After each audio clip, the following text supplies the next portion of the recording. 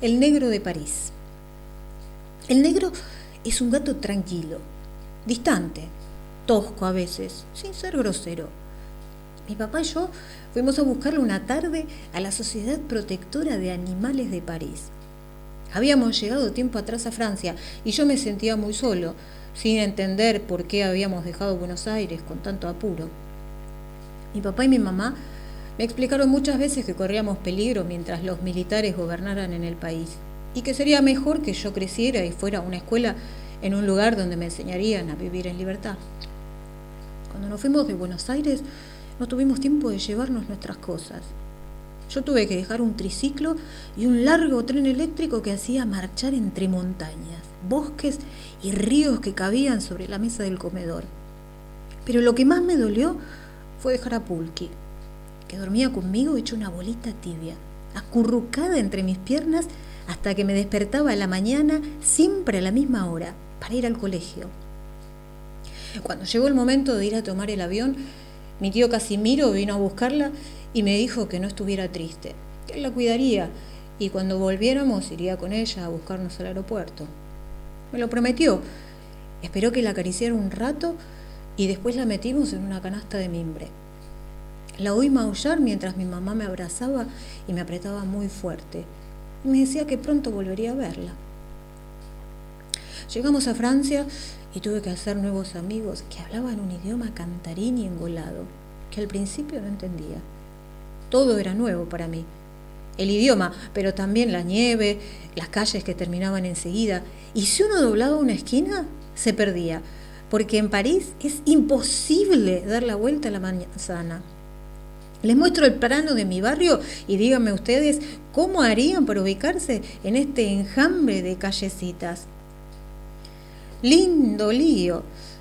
No sé cómo se las arreglará el cartero para ir y venir por ese jeroglífico, pero de vez en cuando traía una carta de mi tío Casimiro para papá y mamá y una foto de Pulqui para mí.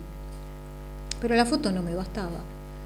Yo quería acariciarla y jugar con ella, y tanto la extrañaba que un día mi papá me propuso que le buscáramos un amigo, un lindo gato que pudiera recorrer las calles de París sin perderse y que alguna vez llevaríamos con nosotros a la Argentina para que se reuniera con Pulqui y le contara cómo es esta ciudad vista desde los techos.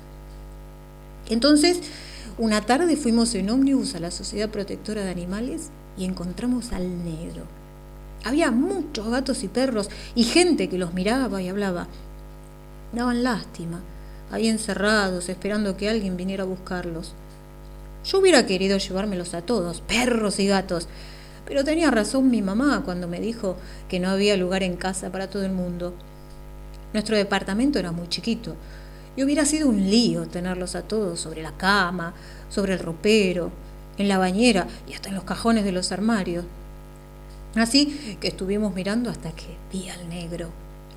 Estaba sobre un tronco largo que atravesaba la jaula, echado, con la mirada distante, como si soñara.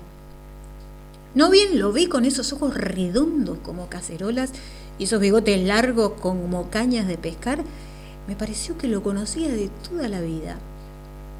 Me dije que a Pulqui le gustaría que le lleváramos un amigo así. Lo llamé a través del alambre. Mish, mish, mish, mish, mishi, mishi.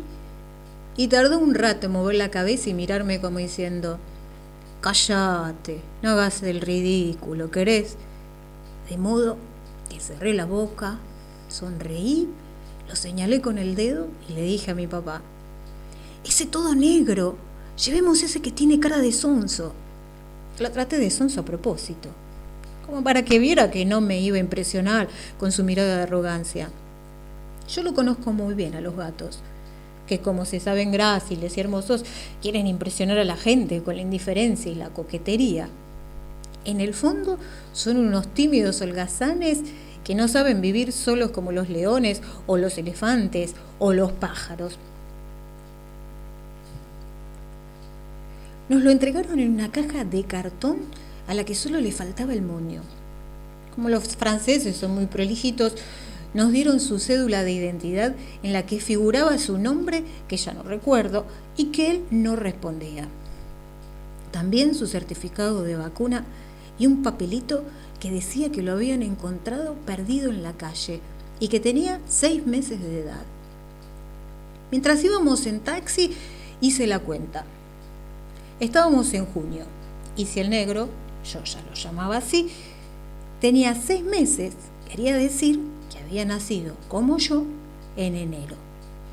Decidí entonces que cumpliéramos años el mismo día. De esa manera, cuando mis papás me hicieran la fiesta de cumpleaños, yo tendría que invitarlo a soplar conmigo las velas de la torta y hacerle un regalo como para un gato. En poco tiempo de juegos y miradas que valían más que palabras, me di cuenta de que el negro tenía un carácter calmo, distante, rudo cuando se lo molestaba, aunque nunca llegó a ser grosero. Cuando venían visitas, por ejemplo, echaba una mirada a la gente y si advertía que iban a hablar de cosas aburridas, me miraba y con los ojos me decía: «Vámonos a otra pieza, que estos son unos plomos». Y nos íbamos a jugar o a charlar a otro lado. Yo no hablaba con él como hacían los otros chicos o como mi papá y mi mamá. Nos bastaban gestos, guiños, miradas, movimientos de la cabeza.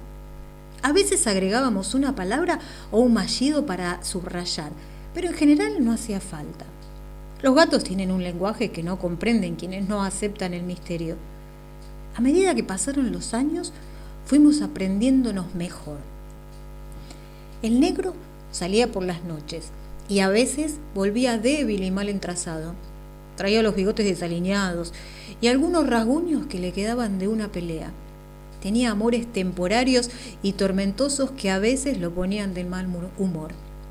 Pero cuando pasaba el tiempo de celo, volvía a ser amable y cariñoso y se quedaba a dormir en mi cama, apretado a mí como antes solía hacerlo Pulqui. Estaba impaciente por conocerla y hasta un poco celosote saber que no era el único gato que contaba en mi vida. Entretanto, yo había aprendido a hablar y escribir en francés y tenía buenas notas en la escuela. Lentamente, sin darme cuenta casi, Buenos Aires empezó a ser para mí una curiosidad que mis papás nombraban con pasión y a veces con miedo. Mis amigos del colegio no sabían nada de la ciudad en la que yo había nacido. Desconocían el mate, las pastillas de menta, los clásicos entre Boca y River, la factura, la planta de ruda, el dulce de leche, el guardapolvo blanco de la escuela, la campaña de San Martín y las tortas fritas. También yo empezaba a olvidarme de aquel mundo lejano. Pulqui era un recuerdo lejano plasmado en una foto y empezaba a darme cuenta de que quizá podía vivir sin ella y ella sin mí. Por supuesto que me encantaba la idea de poder volver a verla y jugar con ella, de presentarle al negro e imaginar que saldrían juntos a retozar por los patios, las veredas y los techos. Cuando a fines de 1983 los argentinos restauraron la democracia, mi papá y mi mamá hablaban todos los días de volver a Buenos Aires. Decían que había que regresar para hacer un lindo país, una nación donde yo, que estaba terminando la escuela, pudiera vivir en libertad, con justicia y sin miedo, para que nunca tuviera que irme como ellos. Por las noches, mi papá desplegaba un gran mapa de la Argentina sobre la mesa y me contaba cosas que yo no había aprendido en el colegio francés. Recorría con su gran dedo índice ese triángulo que terminaba en la Antártida y me contaba de las provincias cálidas de la Mesopotamia, de Cuyo y de la Patagonia fría y rica. Me relataba las batallas de la independencia, me hablaba de la primera Junta, de Moreno, de Belgrano, de San Martín, de Rosas, de Sarmiento, de Irigoyen y de Perón. Empezó a darme algunos libritos que al principio me aburrían, pero como él me explicaba con infinita paciencia y a veces hasta me hacía reír, fui leyéndolos y aprendí desde muy lejos a conocer el país en que había nacido. No había en la Argentina dragones, ni elefantes, ni leones de gran melena, pero había tigres de los llanos, peludos gorilas, salvajes unitarios, caciques y hombres de a caballo. Poco a poco mi papá me fue contando una historia larga de desalientos y de utopías y me decía que yo debía heredar, sobre todo, la esperanza.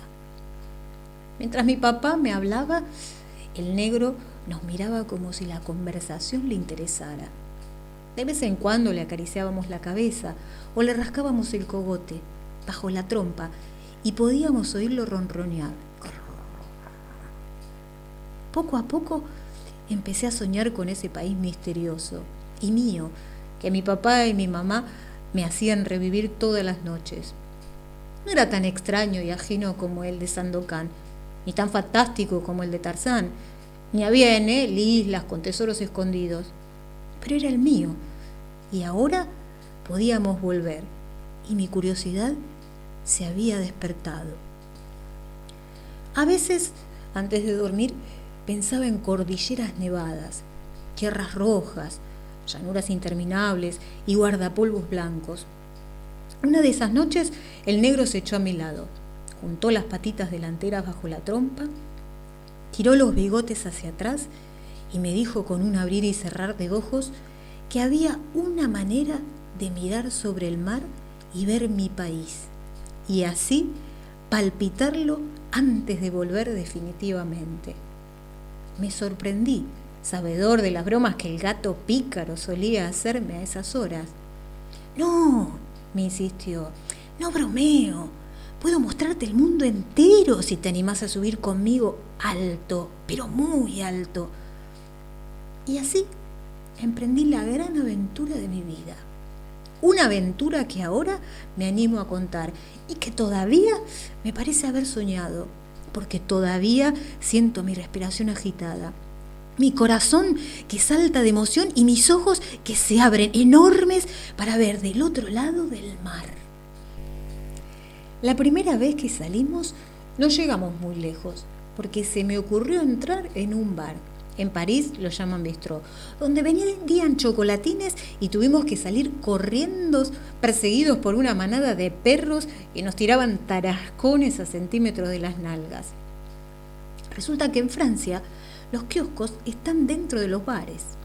No son tan surtidos como los argentinos, pero en algunos hay chicles y chocolates con almendras, que a mí me gustan tanto. El negro, en cambio, no quiere saber nada con eso y prefiere el pescado, que a mí, la verdad, no me va ni me viene. Tengo que confesar que el negro me avisó que no entráramos porque esos lugares suelen ser peligrosos. Pero como los gatos siempre exageran, insistí. Lo tomé entre los brazos, abrí la puerta de un empujón, como John Wayne, y entré. Entonces me di cuenta que el negro tenía razón.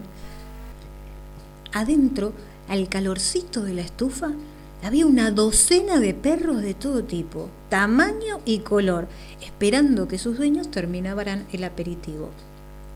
Al verlo al negro, saltaron y empezaron a rascar el piso con las patas. Gruñían feo, sacaban la lengua y ladraban a coro. Eso de que perro que ladra no muerde es un invento de ellos para que uno no salga corriendo. ¿Qué hizo el negro, acosado y en inferioridad de condiciones, con sus 4 kilos inmovilizados entre mis brazos? Lo primero fue llamarme estúpido y otras cosas más. Después agachó las orejas, infló la cola y mostró los 4 lustrosos colmillos como si fueran clavos de carpintero. Yo me asusté un poco porque me di cuenta que estaba todo complicado y la íbamos a ligar. La puerta se había cerrado y ya no había tiempo para correr. Estábamos acorralados entre el mostrador y los perros, que se parecían a esos que se ven en la televisión en las películas de terror. El negro me miró, movió los bigotes y me hizo señas de que lo dejara sobre el mostrador. Había sacado unas uñas que parecían garfios, cosa de impresionar un poco a la concurrencia. Lo puse entre unas botellas y un cenicero y me hice a un lado temiendo que los mastines me hicieran añicos los pantalones. Los parroquianos manotearon sus copas en un desesperado intento de salvar las últimas gotas de vermú y se fueron hacia la pared como para ver el espectáculo desde la platea. En sus miradas había una clara simpatía por el batallón de perros, que rugían y movían sus cabezas como si no supieran por quién empezar, si por el negro o por mí. Eran perros amaestrados, como ese que tiene la policía. El más fiero era un modelo alemán que respondía a un tipo grandote, de campera negra, atravesada por 2 calaveras, que estaba jugando con la máquina tragamonedas. El grandote le decía: «Vaya, cómo vaya», y se divertía a lo loco. El negro, entre tanto, se paseaba por el mostrador, la pelambre toda inflada, sin perder de vista a sus adversarios. De vez en cuando, para fingir que el asunto no merecía toda su atención, levantaba una pata y le daba un par de lamidas como si fuera un helado. Yo estaba bastante julepeado, tengo que confesarlo, y si hubiera podido, habría salido corriendo a buscar a mi papá para que nos diera una mano. Por fin uno de los perros cargó como si estuviera en la caballería. Era un cusquito de nada. Saltó más por hacer pinta que por morder y recibió un zarpazo debajo del morro que le hizo volver gritando a la retaguardia. Hubo un estupor en la concurrencia. Yo pegué un grito: «¡Vamos, negro, no más! ¡Campeón!». Y el gato me miró de reojo como diciendo: «No me hablé al tiro, compañero». La gente empezó a hacer comentarios desagradables para el chico extranjero que había venido a arruinarles el aperitivo.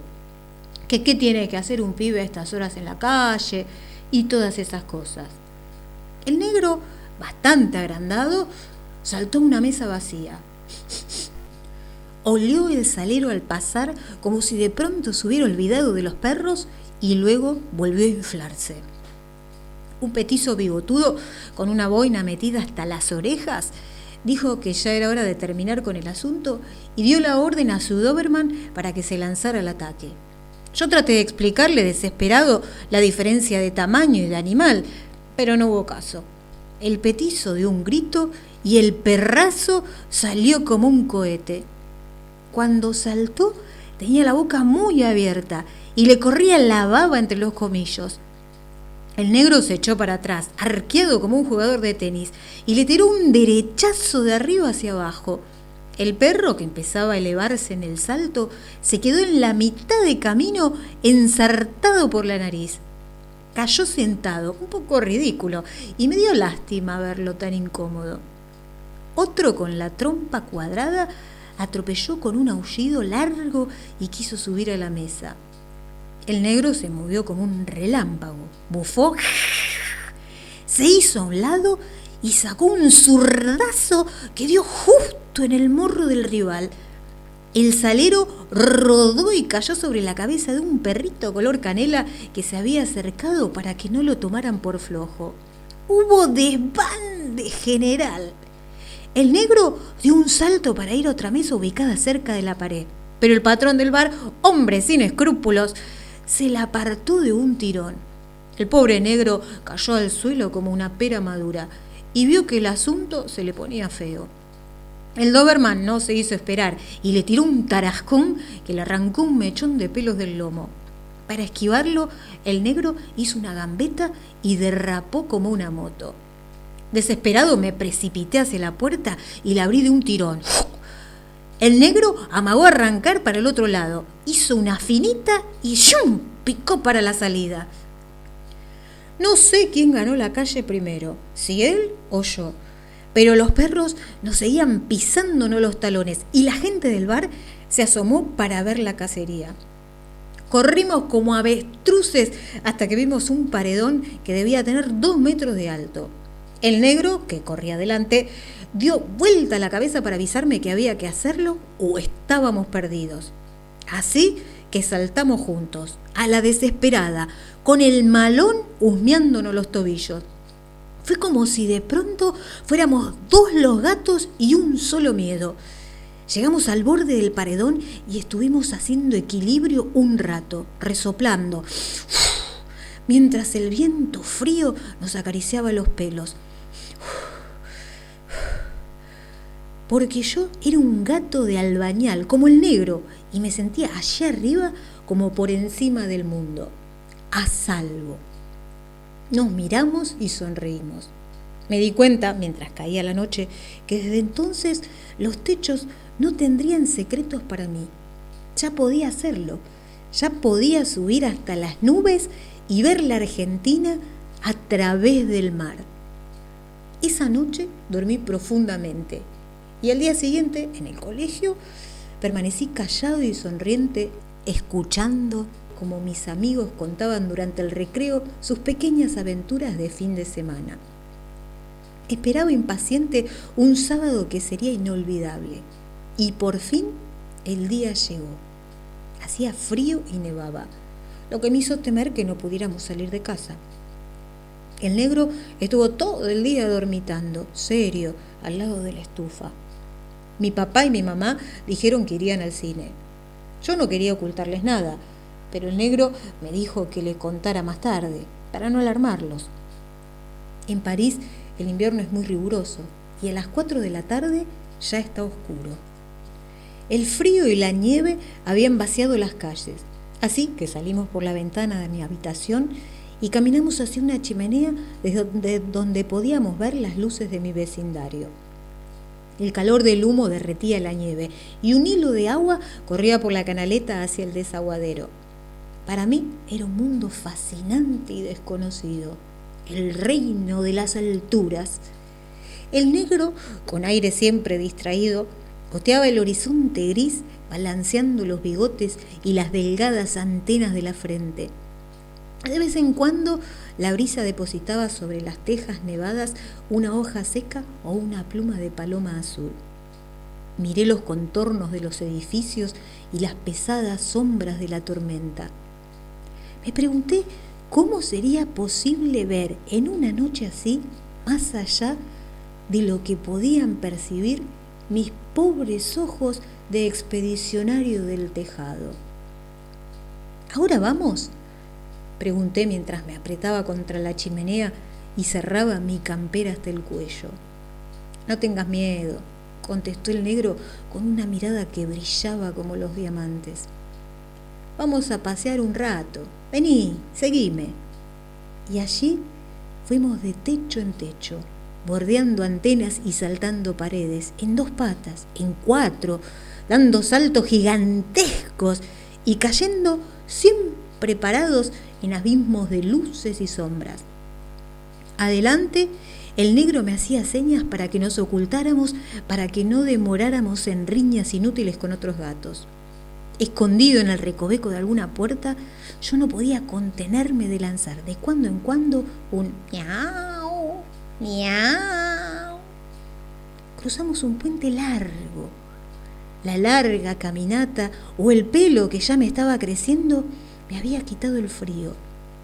El Sena bajaba de un color marrón, salvaje, y sacudía las barcazas en los embarcaderos.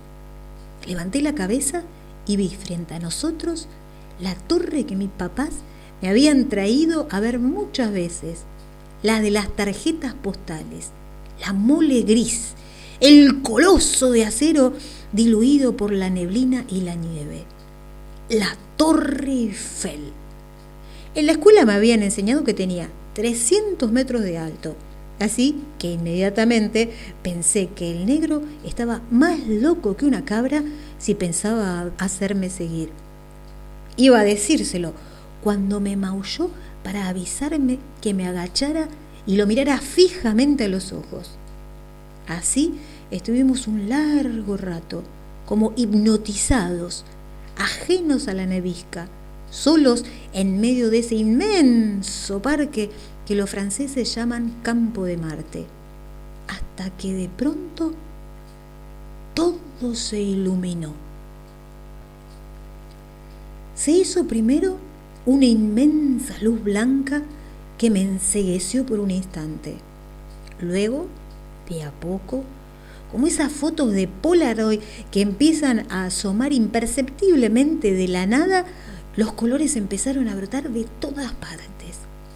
Una intensidad de verdes, rojos y amarillos, ocres y celestes repintaron el pasaje y los árboles en los canteros, y la torre gris se irguió y mi corazón empezó a golpear como si fuera a escapárseme por la boca.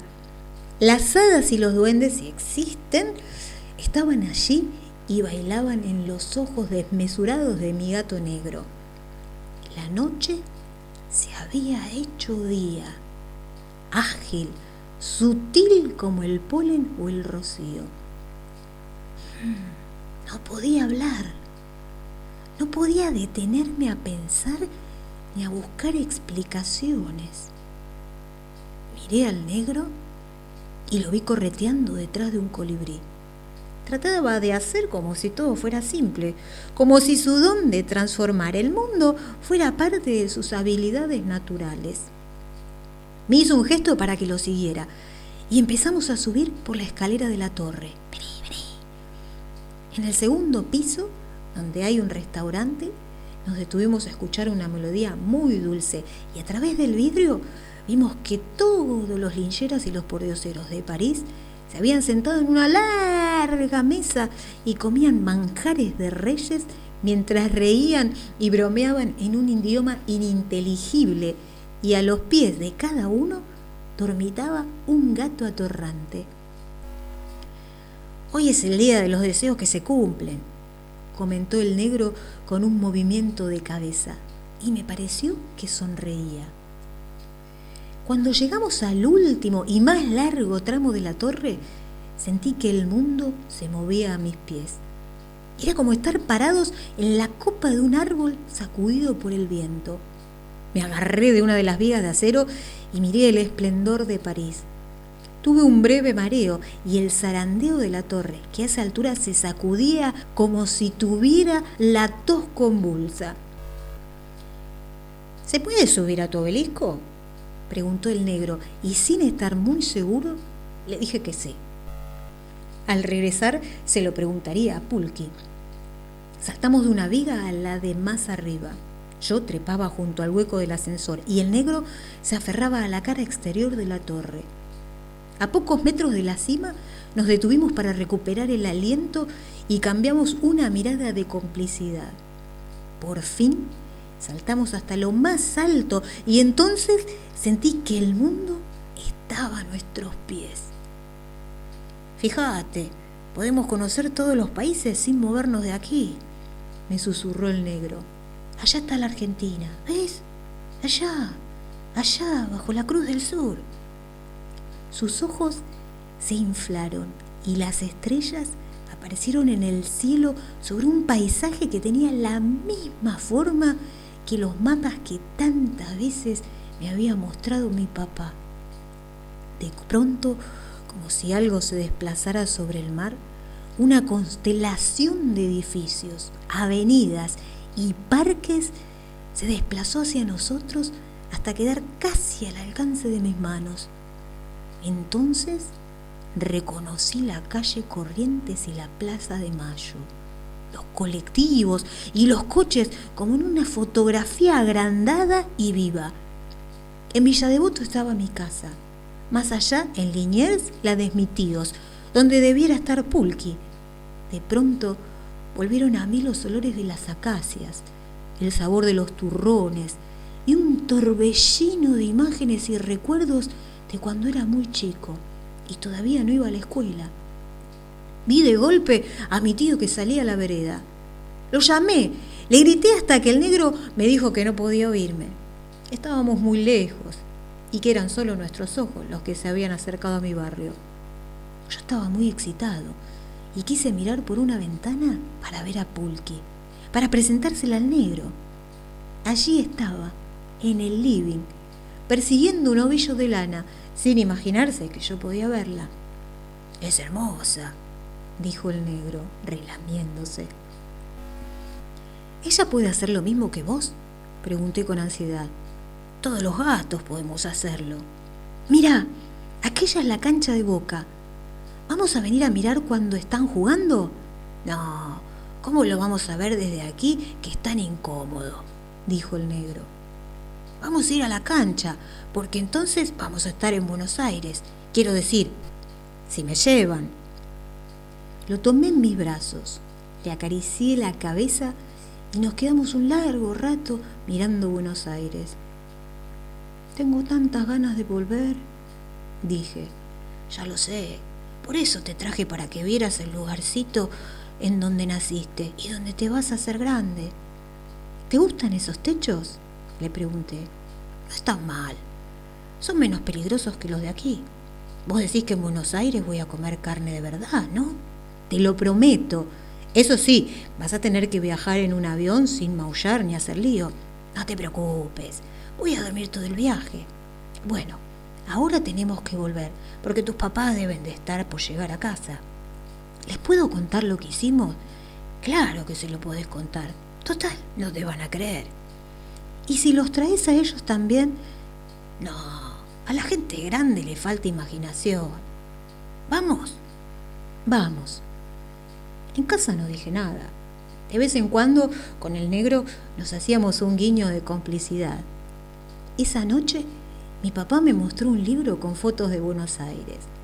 Cuando lo cerró, se sacó los anteojos y me dijo: ya vas a ver cuando veas el botánico, el zoológico. Creo que te va a gustar vivir allá. Esa noche soñé que Pulqui y el negro me llevaban a ver París desde el puente más alto y negro que hay en la Boca, por encima del río, más allá de un mar inmenso. Vimos la gran torre y en la punta estábamos nosotros mirando para aquí como ahora nos miramos para allá. Osvaldo Soriano.